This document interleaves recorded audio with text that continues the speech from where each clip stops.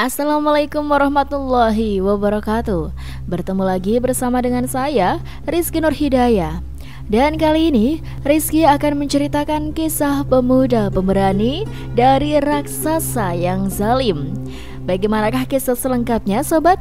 Baiklah, tanpa perlu berlama-lama lagi, marilah kita langsung saja masuk ke ceritanya.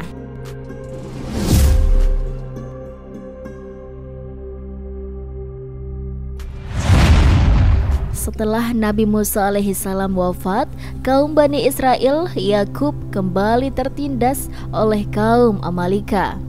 Kaum ini memiliki tubuh sangat besar, kuat, dan kejam. Mereka seperti raksasa. Mereka berdomisili di daerah dekat Baitul Maqdis.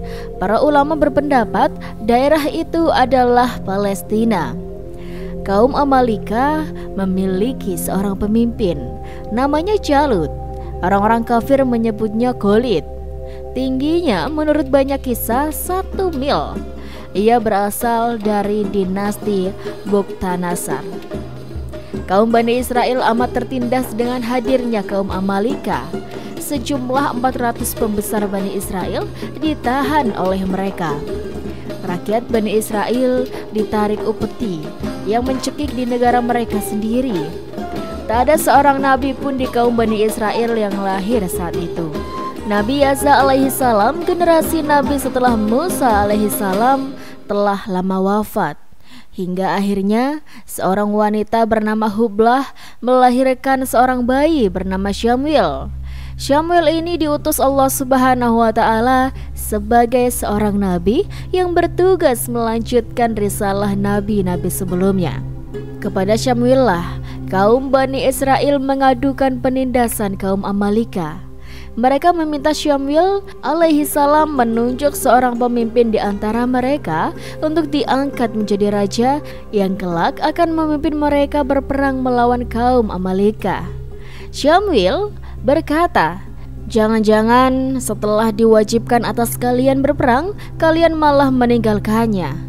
Kaum Bani Israel pun menjawab, "Bagaimana mungkin kami tidak berperang, sedangkan kami telah diusir dari rumah kami sendiri dan dari anak-anak kami?" Kemudian Syamuel alaihissalam pun menjawabnya, "Baiklah, Allah Subhanahu wa Ta'ala telah memilih Talut sebagai raja kalian." Setelah semua tercengang tidak percaya, soalnya Talut bukanlah keturunan Yazus bin Yakub, saudara Yusuf yang telah menganiayanya adiknya itu. Talut hanyalah tukang samak dan pengembala. Padahal Talut adalah keturunan Lawa, sementara Lawa adalah keturunan Bunyamin, putra bungsu Yakub. Sejak beberapa generasi, tak ada dari keturunan Lawa yang menjadi nabi atau raja. Talut adalah pemuda yang sangat tampan. Allah Subhanahu wa Ta'ala telah menambahkan ilmu dan kesempurnaan fisik kepadanya. Nah, mendengar hal itu sobat, kaum Bani Israel lalu meminta bukti bahwa Allah benar-benar telah memilih Talut. Syamuel alaihissalam pun menjawab, "Sesungguhnya tanda bahwa Talut terpilih sebagai raja adalah datangnya Tabuut. Di dalamnya terdapat ketentraman dari Tuhan, dan terdapat pula peninggalan dari keluarga Musa dan Harun." Tabut adalah sebuah peti yang terbuat dari kayu shimshar dengan ukuran 3x2 zirah. Peti itu disepuh emas. Di dalamnya terdapat sepasang alas kaki Nabi Musa alaihissalam beserta tongkatnya, sorban Nabi Harun, semangkuk mana yang diturunkan Allah Subhanahu wa Ta'ala semasa Nabi Musa alaihissalam untuk makanan pagi kaum Bani Israel, dan buku-buku Nabi terdahulu. Tak beberapa lama datanglah malaikat membawa Tabuut dan menjatuhkannya tepat di hadapan kaum Bani Israel. Nah, kemudian melihat keajaiban itu, mereka pun serentak mengakui kedaulatan Talut sebagai raja dan segera bersiap untuk berperang melawan kaum Amalika. Talut memilih 70.000 pemuda sebagai prajuritnya. Di antara mereka terdapat seorang pemuda bernama Daud. Mereka adalah orang-orang pilihan yang sudah tidak diragukan lagi kemampuannya.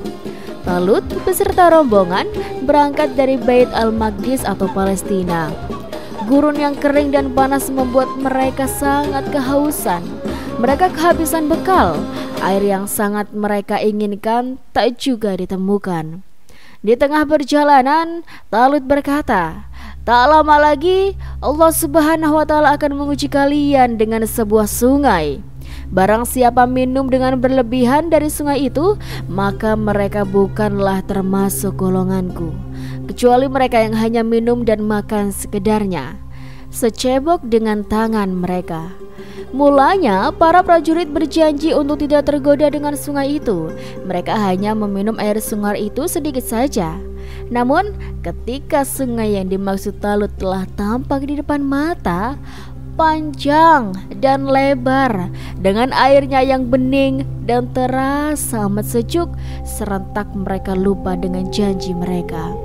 Sebagian besar dari mereka menceburkan diri ke dalam sungai, meminum dengan sepuasnya. Hanya tinggal 313 saja yang tetap teguh pada pendiriannya. Atas izin Allah Subhanahu wa Ta'ala, prajurit yang telah melanggar janjinya itu tiba-tiba menjadi ciut nyalinya untuk berperang. Banyak di antara mereka yang lemah, lunglai, dan mengantuk. Mereka pun berkata, "Tak mungkin kita melawan Jalut. Tak ada kekuatan pada kami untuk melawan Jalut dan para prajuritnya." Sementara 313 prajurit yang tadi bisa memegang janjinya tetap bersikukuh untuk melanjutkan peperangan.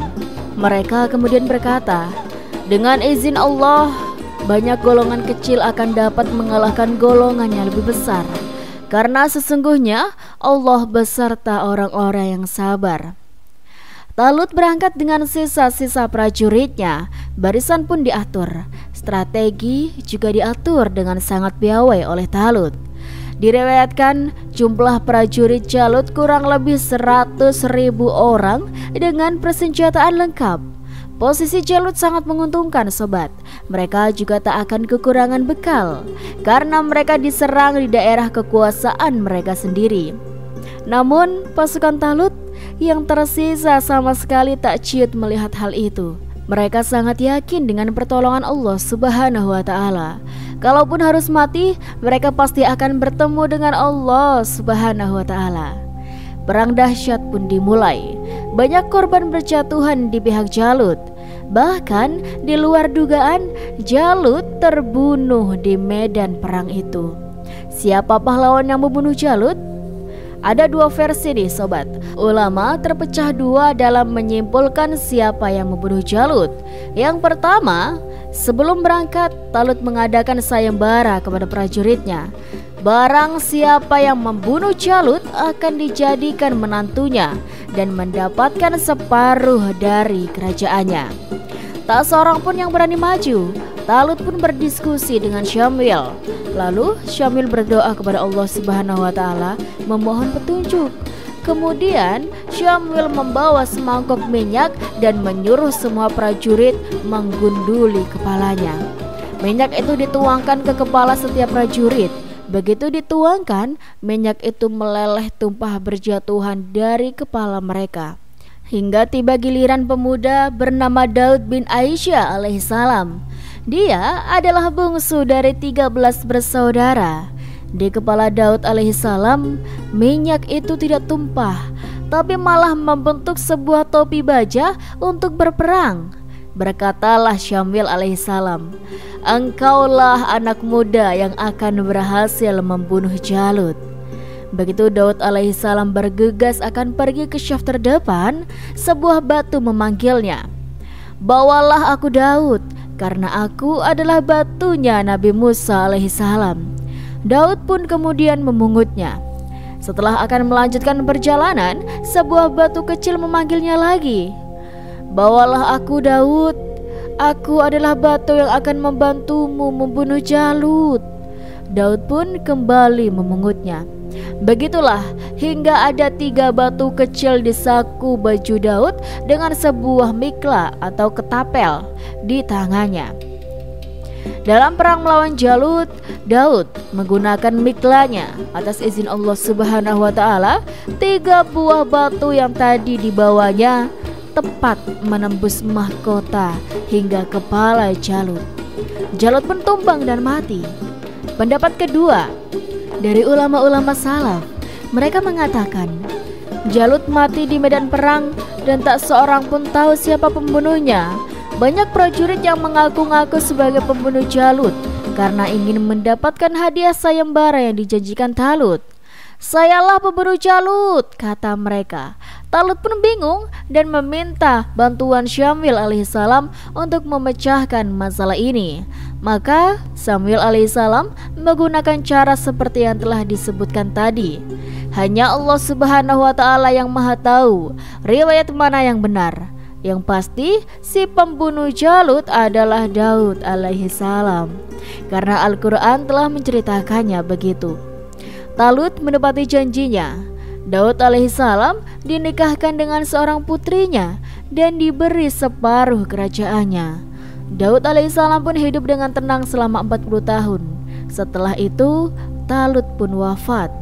Sepeninggal Talut, Daudlah yang menggantikannya sebagai raja.